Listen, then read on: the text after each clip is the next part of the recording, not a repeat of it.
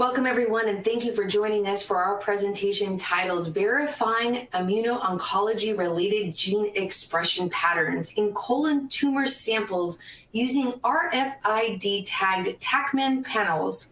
It's my pleasure to introduce you to Dr. Steve Jackson, a Senior Research and Development Scientist in the Genetics Science Division here at Thermo Fisher Scientific. I'm Susie Valdez of LabRoots, and I will be your moderator for today. For a complete biography of our speaker, please visit the tab at the top of your screen. We encourage you to submit your questions in the Q&A box. Our speaker will address questions following his presentation.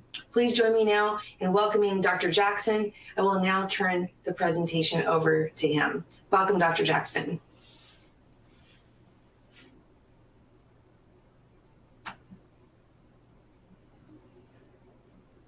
Hello, my name is Steve Jackson. I'm the Associate Director of Product Applications here at Thermo Fisher Scientific.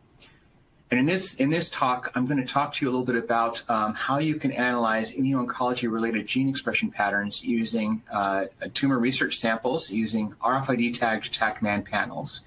And this exploits our new flagship QuantStudio 6.7 Pro instrument that has a lot of smart features, which I'll briefly touch on as a result of this talk.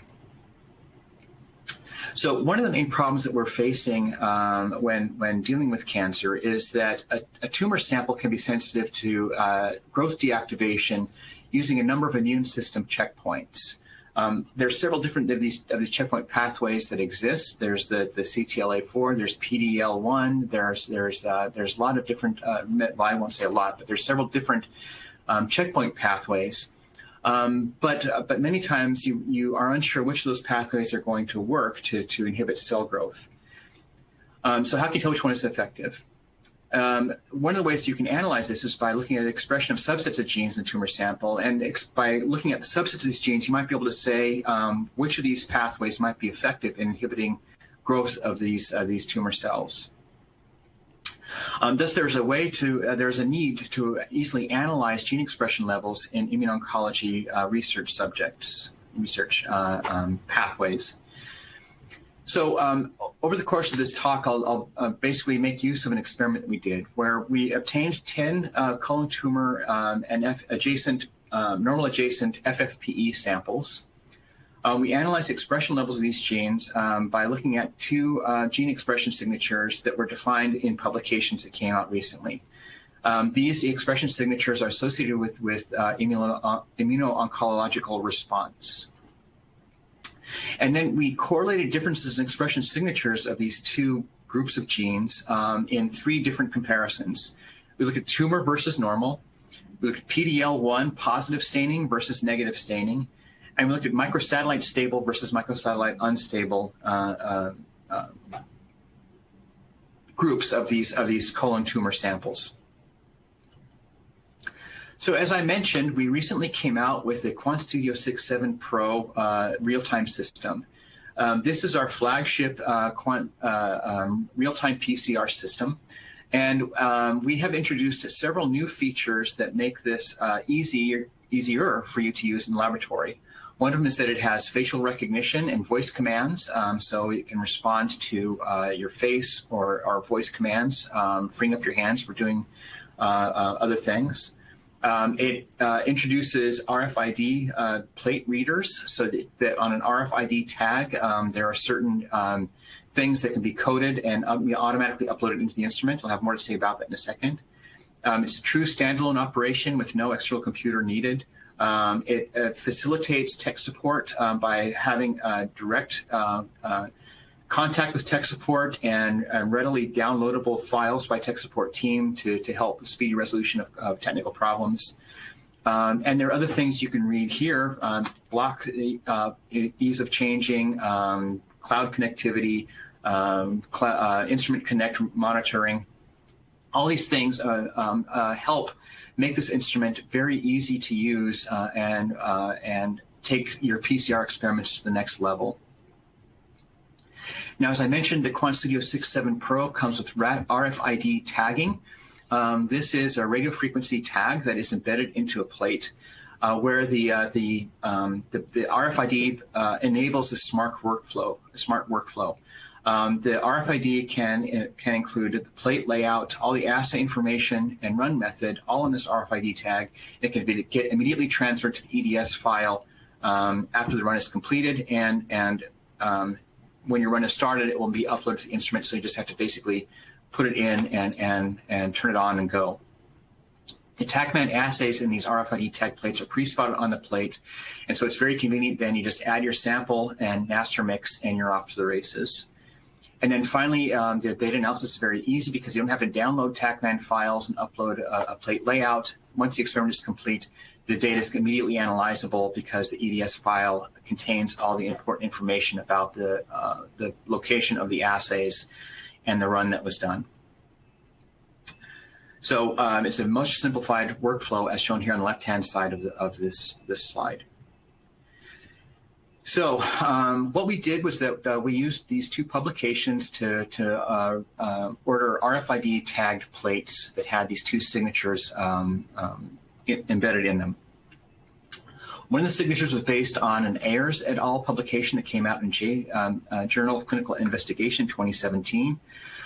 This is a T-cell inflamed gene expression signature that predicted response to PD-1 inhibitors. Again, you can go back to the original publication to find out what these genes actually were, but this is one subset of the genes that we put into the plate.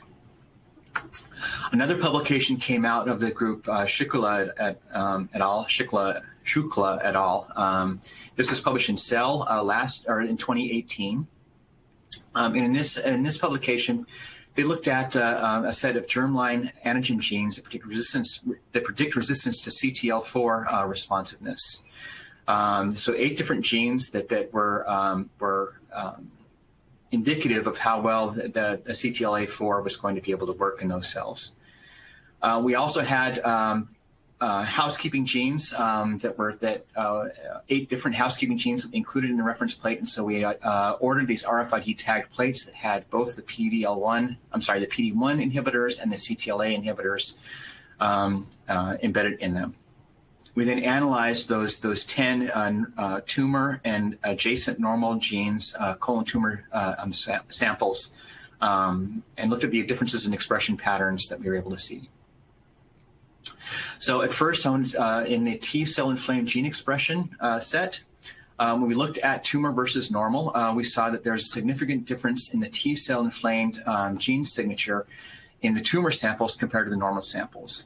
That we found by doing some statistical analysis of these that the difference is statistically significant with a p-level of 0.02. Here you can see that the overall signature of the genes, not every gene, but the signature in general was upregulated by reflecting its lower CT score. These genes were upregulated in the tumor cells versus the normal cells. So no real surprise there. We'd expect there to be some of the tumor genes that would be responsive to PD-L1. If we made the same comparison looking at the CRMA genes, the CRMA is what the other subset of gene expression other subset of genes we were looking at the gene expression of in that TaqMan plate. We found there was no statistically different expression of the CRMA genes when we just looked at tumor versus normal research samples. So here we did not see that there was a difference in the comparison of just looking at normal versus tumor. Now, when we wanted to look at the PD-L1 positive tumor cells and see if we could see differences in expression if we now grade them or differentiate them based on PD-L1 staining versus no staining. And so we sent the samples off to a third party to get staining. Here we can see an H&E hematoxylin eosin staining of a normal colon, anti-PD-L1 staining of an adjacent section, and no antibody of an adjacent section here. And this is from the tumor that was adjacent to the normal tissue. Here we see the H&E staining. There's PD-L1 staining throughout this particular sample, and again, that's specific to the antibody because no antibody didn't show any staining at all. So now if we look at the PD-L1 positive versus PD-L1 negative staining, we can see that the T cell signature is significantly higher in the PD-L1 stained samples versus PD-L1 positive versus PD-L1 negative samples. But again, when we look at focusing on the CRMA subset of the genes, we don't see a difference in CRMA gene expression when we look at PD-L1, when we compare PD-L1 positive to PD-L1 negative stained samples. Again, not a terrible surprise, since we expect that there'd be some T cell infiltration causing the upregulation of the T cell inflammation specific genes. Now, the last thing I'm going to talk about is the microsatellite status of these samples. For this, we turned to our TrueMark microsatellite instability assay. This is an assay released last year that is a way to look at 13 different microsatellite markers.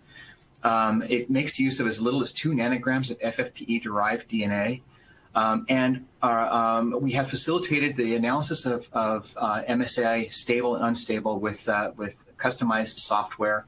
And one particular aspect of the software is that we don't require there to be a matched normal sample for the analysis. We make use of an extensive database of normal samples to come up with the normal samples that our software uses. Now, again, in this case here, we did have normal samples that we're able to compare to and to make the microsatellite calls, and we did that for these experiments I'll tell you about here.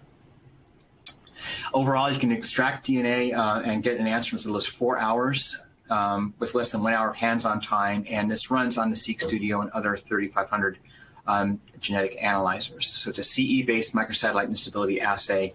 And so we use this assay then to differentiate microsatellite stable from microsatellite unstable tumor samples here.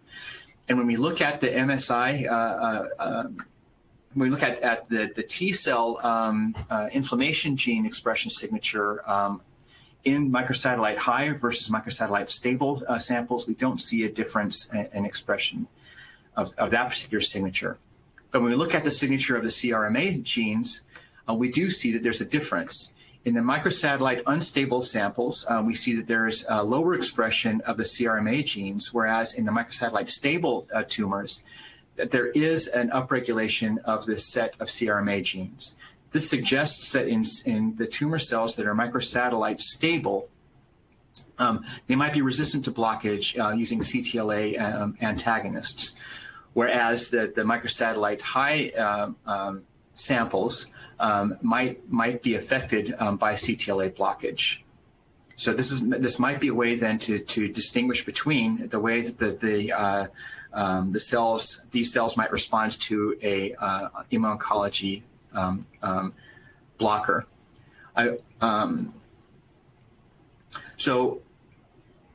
This talk, we talked about ways that you can use a TaqMan gene expression panel to differentiate the way that the tumor samples might be able to respond to an immuno-oncology treatment. In these experiments, we made use of some of the smart features of the QuantStudio 6.7 Pro and our RFID-tagged plates that really helped facilitate the speed at which this work was done, because we didn't have to mess with uploading TaqMan assay identifications and mapping them to a plate, et cetera. That was all done on the RFID-tagged. These RFID-tagged plates can be custom ordered from us, and they'll be pre-spotted with any TaqMan assay. I showed you that gene expression signature discovery and analysis can be an important part of the immuno-oncology research program. And panels that contain TaqMan assays for sets of genes can define a signature and can be used for these immuno-oncological research results. I want to emphasize these panels and everything here is for research use only and not for diagnostic use. Finally, I want to acknowledge Rfid Tagging, a member of my team who did all of the work here, and Kami Varma, on whose watch this work was performed. And thank you very much for your time.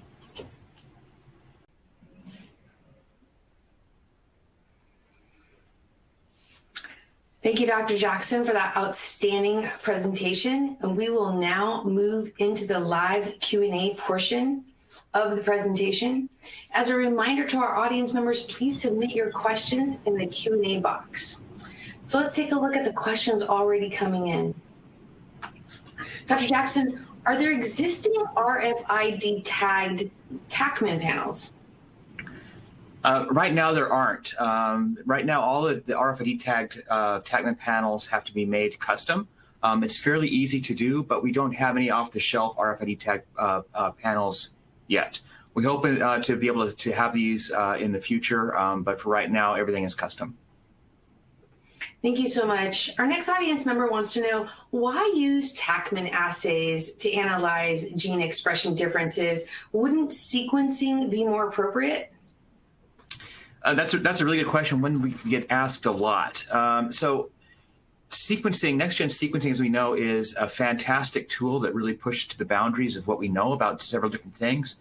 And it tends to make very extensive queries. It makes very detailed analysis, very, very deep data generation that is often often difficult to analyze sometimes. You often are overwhelmed with the amount of data that is generated, and it takes often a team of bioinformatics experts to go through the data.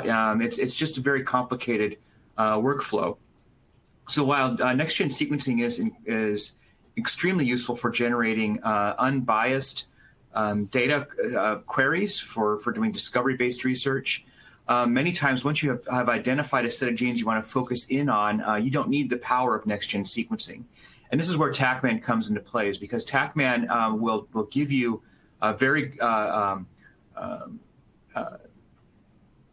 accurate, very easy to generate results without the detail and the expense often that's needed to do a whole next-gen sequencing experiment. So TaqMan assays are when you want to focus in on a set of genes, it's a more appropriate way to go with the next-gen sequencing because you don't need to have all that information.